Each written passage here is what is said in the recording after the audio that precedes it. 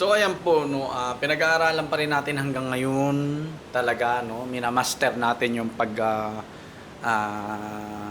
identify ng lalaki sa babae no sa mga Coturnix quail natin. So ang tawag dito sa variant na ito, yung sikat sa Pilipinas is Coturnix quail no. At pinag-aaralan pa rin po talaga natin yung feather sexing po talaga no. Feather sexing para hindi tayo matabangan no sa similya no.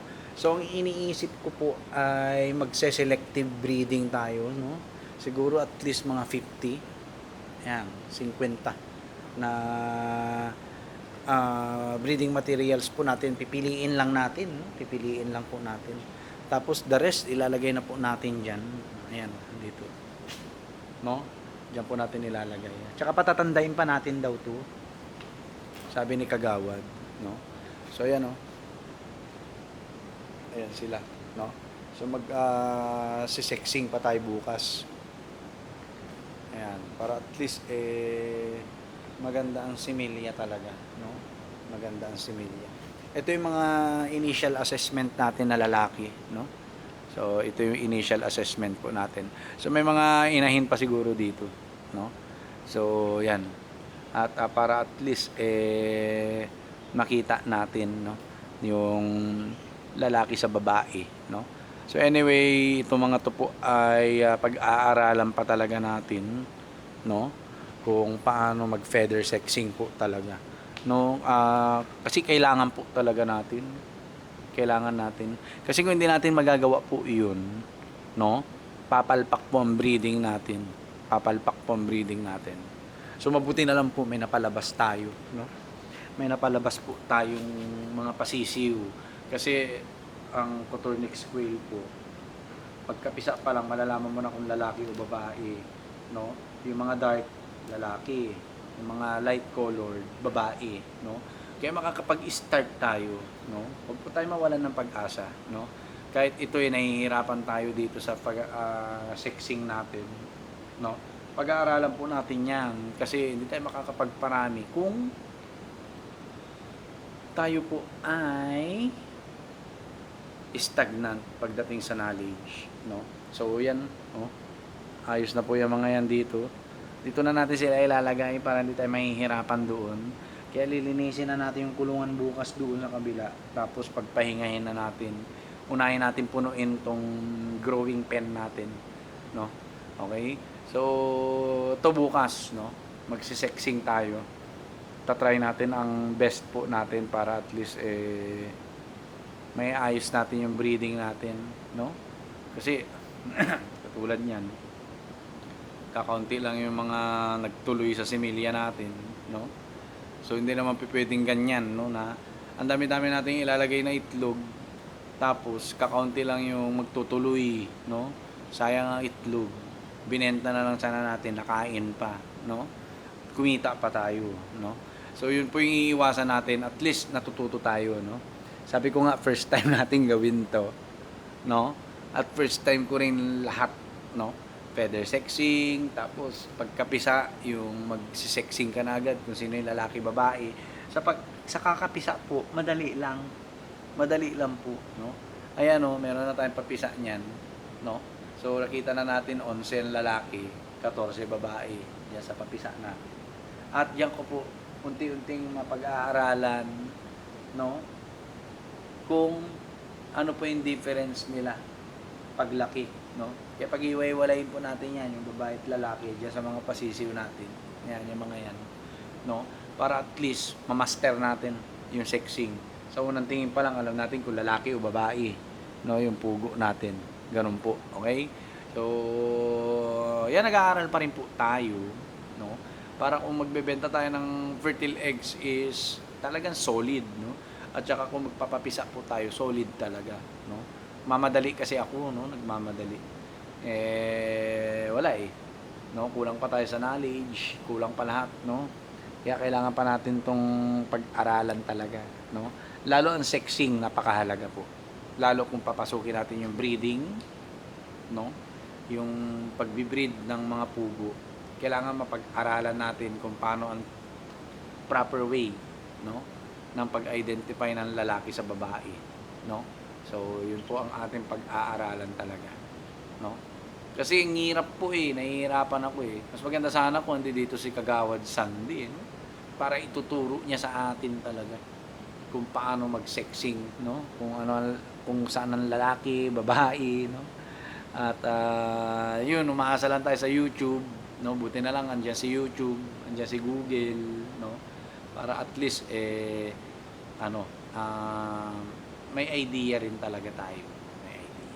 Pero mas maganda po sana kung talagang tao ang kausap natin, no? Si Kagawad sana, no? Madalaw tayo rito para at least mata sa mata makikita natin kung paano mag-identify ng lalaki sa babae dito sa mga breeding materials po natin, no? Dito sa breeding materials natin. So yan, medyo nahihirapan tayo kasi minsan parang magkakamuka no? Yung dibdib nila, no? So hindi ko mawari kung may dark spot ba yan o ano, no? Ganun po nangyayari talaga. Kaya yun, bukas mag-sexing po tayo, no? At samahan niyo po ako, no? Maganda na po yung pwesto nila rito kasi makakapag-focus na tayo, no? Mabibigyan na natin sila ng vitamins, no? Tapos madali sila asikasuhin. Ayan, no? At ayan, katulad niya, nagbigay tayong Vitamin Pro ngayon, no? Ayan, no? Paubos na nga nila, no? Kakatuwa. Kasi doon sa kabila talaga hindi natin sila matutukan talaga, no? Hindi natin sila matutukan, no? Maganda sana po 'yun maidala dito sa loob. Nga lang sobrang bigat. Grabe, no? Sobrang bigat. Diyan di kasya po sa gate, no? Hindi po kasya sa gate. So 'yun, no? Ayan na sila. Relax na relax sila diyan, no? Ang ganda kasi kahit maliit yung screen, diretso sa baba yung dumi nila. Ayun. No? So, kapag lilinisin po yan, iaangat lang yan kasama sila. Tanggalin mo yung pakainan, painuman, no? Pati ang bumbilya. Iaangat lang yan, tapos wawalisin na yung ilalim, no? Kasama sila dyan sa scotch pen, no? Tapos, yun, ibabalik ulit yan. Ganun lang po, no? Ganun lang kadali. Ka-design yan para sa efficiency natin. Kasi wala na tayong time, no? Lalo pag may pasok tayo, wala na tayong time, no? Kailangan mabilisan lahat, no? Okay, mabilisan po lahat. So yun, bukas gawa tayo ng content tungkol sa sexing para tapos i-tag natin yung Quail PH, yung mga group, no? Tsaka si Kagawad Sandy kung tama ba yung pinaggagawa natin sa buhay natin, no? Ayan, no? Okay. Mas madali po silang i-manage dito. Mas madali silang i-manage. Kaya nga naiisip ko kung papagawa ba akong brooder ng talagang brooder o dito lang talaga, no? So, yun ang gagawin po natin, no? Kasi yung nga sabi ni Kagawad, matabang pa. May similya, no? Kaso nga lang matabang pa, no? Ibig sabihin, bata pa po itong mga breeders natin. At saka dapat daw, ma-identify talaga natin ang lalaki sa babae, no? Nung bago tayo kumuha ng pugo, pinag-aralan ko na po ito Nga lang talagang papalpak kasi lack of experience din. Ito pa lang, nag-gain pa lang tayo na experience natin, no? Nag-gain pa lang tayo. At hopefully, magawa natin ng maayos sa hinaharap, no? Para at least wala tayong kapalpakan na magagawa, no? Okay? At lalo breeding papasukin natin. Yan, breeding po, no? At gusto ko ako na magpaparami ng ko dito ng flock ko. Ako na rin magbebenta soon ng mga day old, no? Ng mga RTL, RTB, yan. Okay? So, kailangan itong sexing, mamaster po natin. Dahil ito po yung prerequisite para sa magandang resulta ng breeding po natin, no? Ayan po, no? Siyempre, requisite talaga yung pagsisexing talaga. Kaya yun ang gagawin po natin bukas, no? Ang ganda lang pagmasdan po nito mga pugo natin dito sa harap ng bahay. Nakakatuwa, no? Nakakatuwa. Pag andi dito sila, no? So, yan ang gagawin natin, no? Ayan, tinitingnan nila yung mga anak nila, yun. Anak na po nila yun, no? Okay, anak na nila. Yun yung unang-unang papisa natin. 26 lahat, namatay yung isa. Namatay po yung isa. Okay? Tapos ito 26 din. Ang galing na eh. No? 26 din po yan. Yan may similya na nagtuloy. Okay? So, yun. Pag-aaralan pa po natin talaga. Marami pa tayong dapat mamaster, no? Ayan, no? So, pasok na po muna tayo. Kaya muna natin silang kumain ng kumain dyan at uminom ng uminom. Papalitan natin yung tubigan nila bukas. Yung mas malaki, no? Mas malaki. Ayan, no? So, kailangan ma-identify talaga natin. Okay? So, siguro, ang gagawin ko, paano ba to? Kailangan magpagawa tayo ng brooder talaga. Para ito na yung breeding pen natin. Itong 4 na to. No? Okay? Yan na po ang magiging breeding pen natin. Para at least madali sila i-manage. No? Kasi dito na tayo magfo-focus eh. Tapos, dito natin. Saan kaya natin lalagay yung brooder? No? Gusto ko yung parang cabinet style eh. Cabinet style siya. Siguro dito. Yan, dito, no? Dito natin ilalagay. Dito. Bali, 4 na kwarto. 2. Tapos dito, ganun din. 2. Para marami tayong mailagay, no?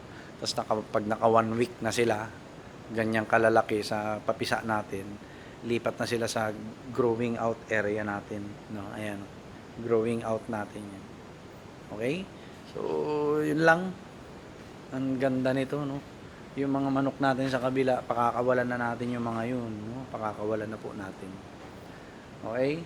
So, meron pa tayo doon mga sisiw eh. Sa brooder doon eh. 4. Tapos yung asil Boston natin, nakaano pa. No? Gusto ko itali na lang yun, no? Tatali na lang natin. Alright? So, yun. Kapatay na yan. Nakapatay na rin po to, no? At siguro ito hindi na muna natin gagamitin. Yan, meron yan 26 na laman. Ayan. Yan, may mga laman po yan. No? May mga laman po yan. So, iikot-ikutin din natin to. Kaso nga lang din na napipindot yung ikutan yan. No? Okay? So, yun lang po. God bless po sa ating lahat. Bukas, focus tayo sa sexing. Alright? So, yan. May o-order sa atin bukas. Gagawing tokneneng daw. Boss Mar Maestro. Ayan, no? Bagsak presyo. Mamiso.